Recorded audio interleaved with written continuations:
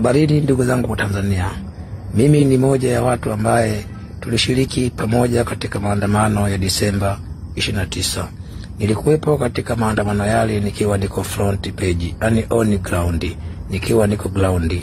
Na mimi ni moja ya waanzilishi ambao katika maandamano yale tulianzisha.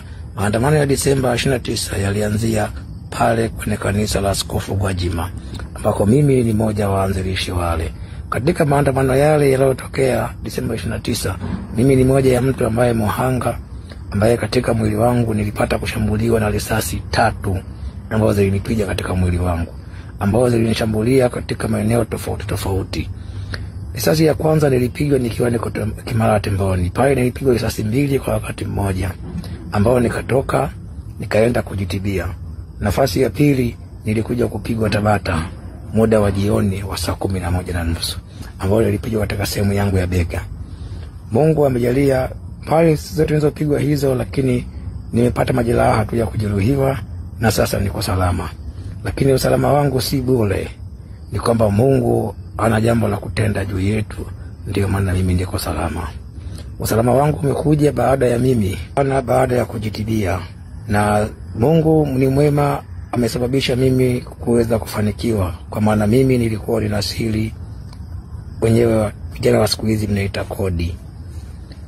Katika sehemu zote mbili ambazo mimi nimeandamana, nilipata bahati ya sehemu zote mbili kukutana na wanajeshi kwa karibu sana.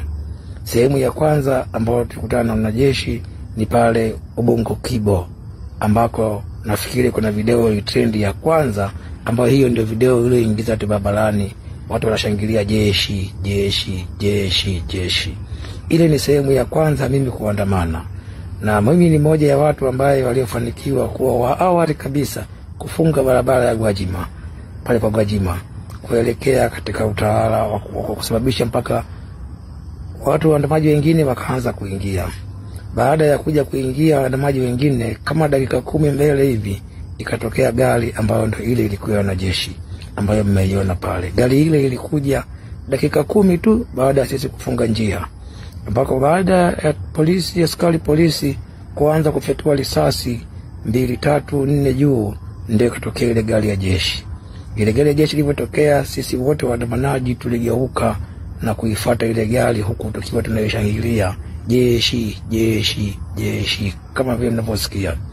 Wale wanajeshi walivyoona sisi tunakwenda tunawashangilia jeshi, jeshi, jeshi, walipata hofu, wakahisi labda sisi tunakwenda kuwashambulia.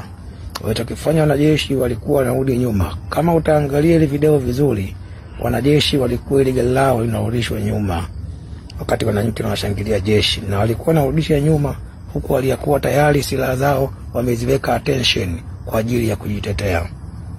Hivyo baada ya mimi kuona vile, niliweza kuamuru waandamanaji wenzangu kuambia pigeni magoti kwa wakulu, tuongee nao kwa ustadi, tukiwa tumepiga magoti. Kwa vile nilikuwa tayari nimeonyesha uongozi kwa ajili ya kwenda kufunga barabara, waandamanaji wengine waliweza kunisikiliza na wakakaa chini, tukapiga magoti, tukazungumza na wale wanajeshi, tukawaambia shida zetu. Nafikiri mkifikiza video mnasikia kuna wengine wanasema tunauliwa, tunatuteka, wanatufanyaje, tunatoa kwa wanajeshi. Wale wanajeshi walichokifanya, waliteremka wawili, wakawafuata maskari polisi, wakaenda wakazungumza nao, kisha wakarudi pale tulipo, wakatuambia endeleeni na mnachotaka kukifanya, tunamilinda. Ndio wananchi tukakurupuka na kuanza kushangilia. Baada ya muda polisi wakaanza kufyatua risasi. Wale wanajeshi walichokifanya, waliteremka wote kwa gari lao, walikopo kama 10 hivi na wawili. Ilikuwa ni ngumu kwa hesabu, lakini walifika kwa idadi hiyo. Wale wanajeshi walichokifanya, walitoka mbele yetu ya wananchi, wakaenda wakatanda mbele yetu kwa mstari kwa mbele, yani wakakava up, wanaita wenyewe, wakakava up mbele yetu. Baada ya kukava up mbele yetu, wale wanajeshi walichokifanya ni moja kwa moja kunyooshea mikono maaskari, kuonesha kwamba shusheni bunduki, ikiwa mikono yao wanajeshi upande mmoja wameshika silaha zao wamezichuchuka chini. Wanawaambia polisi teremsheni mikono, yani mfano wanawafanyia hivi wale polisi. kwa mkono mmoja, shisheni mikono yenu, huku ikiwa mkono mwingine bunduki wao umeushika umekumbatia. Kitendo cha kuonyesha vile wale polisi walivyoshuka pale wakatuambia, haya nyinyi twendeni mbele, songeni mbele, endeleeni kuandamana. Kitendo kile kilitufanya sisi wananchi kuona ama kweli wanajeshi tuko pamoja nao, kitendo ambacho kilitufurahisha. Tukaanza kurukaruka kushangilia. Wanajeshi wakajikuta wapo katikati. Kanuni ya jeshi, kitendo cha kuwazunguluka kuweka katikati, wao walikuwa hawako salama tena, ni hatari hata kwa wao wenyewe, kwa sababu wanajeshi wapo katikati ya watu na polisi wanashambulia kwa risasi za moto. Ilikuwa ni ngumu wanajeshi kuweza kujitetea ama kufanya shambulizi lolote, kwa sababu tayari uwanja wote umetapaka raia. Hivyo ilikuwa ni ngumu wanajeshi kutetea sisi hapa kwa wakati ule. Wakati huo mimi nikaondoka pale nikiwa niko mzima kwa ajili ya kwenda kuchukua vifaa vyangu ambavyo kama hivi. Maana kwa muda huo wa asubuhi ilikuwa ni ngumu kutembea na vifaa hivi kwa sababu ni rahisi polisi kunikamata. Niliporudi nyumbani kuchukua vifaa vyangu, nikaondoka nikaenda tena, ndipo nikafikia kwenye maandamano Kimara Temboni. Pale Kimara Temboni ndio nilipofatuliwa, nikakuta mapambano makubwa sana juu ya wananchi na polisi. Polisi wajaribu kuzuia maandamanaji, nikapata kujeruhiwa kwa risasi 2, na mpaka naondoka pale nilishuhudia mwenzangu akiwa amepigwa risasi ya tumbo moja, mwingine amepigwa risasi ya mkono, na mwingine amepigwa risasi za mbavu. Na mimi ikawa ni mtu wa 4 kupigwa risasi ya kiuno ambazo nilipigwa risasi 2. Niliondoka hapo nikielekea zangu nyumbani, nikaenda nikajitibia. Ilipofika majira ya saa 8 nilikwenda kuingia Tabata. Kwa mtu wote anaweza kujua ambaye anaishi Tabata, maandamano Tabata yameanza kwa majira ya saa 8. Muda huo mimi ndo nilifika baada ya kwenda kujitibia, nikaenda kupambana na Tabata.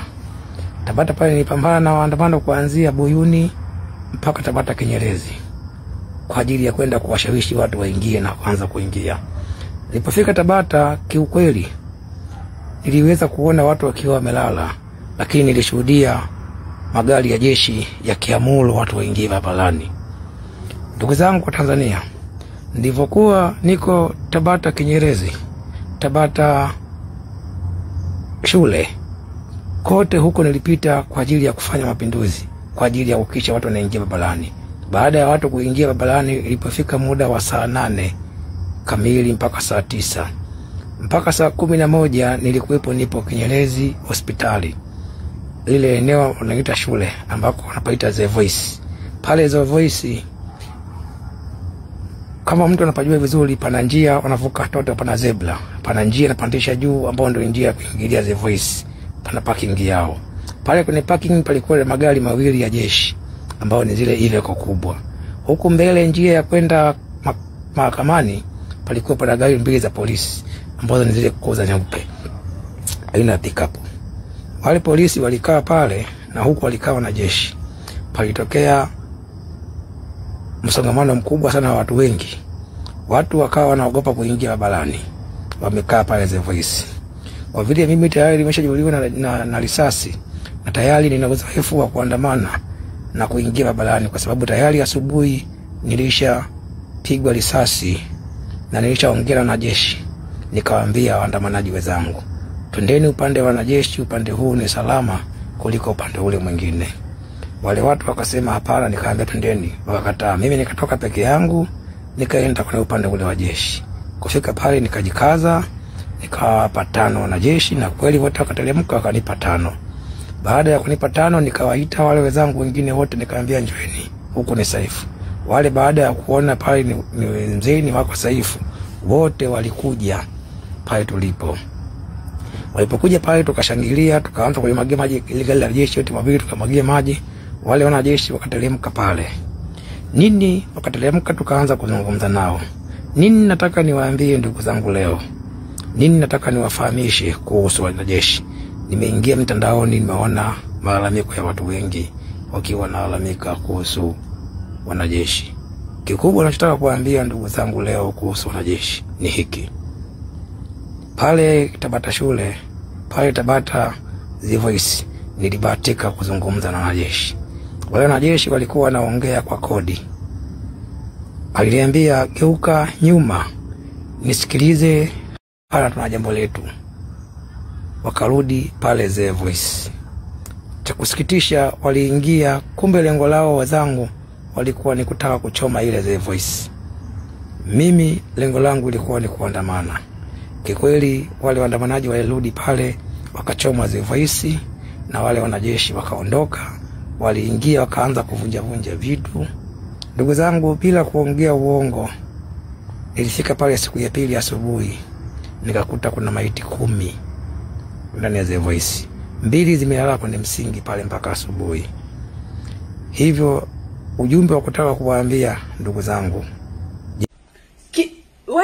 wale wakubwa wa nani wa Katoliki walivyokuja kuongea ni barua nzima ambayo imeprintiwa kutoka kule juu. So why? Kwani unataka kuniambia kwamba mauaji yaliyotendeka Tanzania ni mauaji ambayo hayajawahi kupatikana dunia nzima? Naomba usije hapo ukanicomment kwamba na support. Mimi ninachokiongelea hapa, mimi niko kwenye upande mwingine kabisa. Ndio tumepata matatizo, tumeuliwa ndugu zetu. Hiyo sitaki kuirudia kwa sababu ndio mnapenda sympathy hiyo. Mimi nataka nakupa hapa ukweli mchungu. Katikati ya matatizo yako, watu wanapita katikati ya mambo ambayo wameanzisha wao. Unajua hata juzi kati niliposti nikaandika, ila kama yale maandishi niliandika kama hujayasoma kwa umakini unaweza ukao usielewe. Niliandika kwamba mtu anayekuletea njaa ndio aliyekusababishia. Wewe unaona kama vile amekuletea chakula. Sio hata nikufungue nini mtoto wa mama. Kila nikija kukusanua na kufinya kidogo unaleta kwa unashabikia serikali. Wao unashabikia watu kuuliwa. Mimi siongelea hata serikali, mimi naongelea wewe, kwa sababu atakayekuwa mtumwa kwa nchi itakuwa ni wewe. Tunaenda kurudi kwenye zile zama za kufungwa. Wale wazee wetu tunaosema historia walikuwa wakifungwa shingo. Alikuwa anafungwa rais? No. Alikuwa anafungwa mwananchi wa kawaida. Babu yako yeye alikuwa rais? Babu yako alikuwa nani wakati anafungwa minyororo anakuwa mtumwa vile? Ndio tunakorudi. Tena this time tumeikabidhi nchi wenyewe. Okay, turudi nyuma kwanza. Haba tuendelee. Hapo nadhani wewe mwenyewe hapo utakuwa umeshajichekesha, umejifikiria uko wapi. Twende mbele. Naposema kwamba kwa nini macho yote yawe mashirika makubwa, yani manchi makubwa yenye uwezo yao macho yawe kwako wewe uliyemwaga damu. Kwa nini? Ina maana wewe ni wa kwanza kumwaga damu? Kwa nchi hizi wewe ni wa kwanza kumwaga damu? Hapana. Kwa nini wa work hard kujifanya wanatetea haki yako? Kwa nini waungane mashirika yote ya Uingereza yaje kukusaidia wewe? Kwa nini? Is it for free? Kwamba wamekuonea huruma sana. Kwa wewe kwa akili yako ndogo unajiona kwamba tumepata mkombozi. Wametuonea huruma. Kwa sababu gani? Kwa sababu sikulaumu, ni kwa sababu haya mambo ambayo tumeexperience hajawahi kutokea, hatujawahi kuyashuhudia. Kwa hiyo hatuwezi kushtuka chochote, bado yani tuko kwenye ile sahani tumefunikwa ndani ya majonzi. Kwa hiyo anyone can use us. Sio, umeelewa vizuri? Sasa ukijiuliza kama wana uwezo wa kufanya hivi yote haya, kwa nini wasiende kuokoa Somali sijui? Kwa nini wasiende kuokoa Gaza?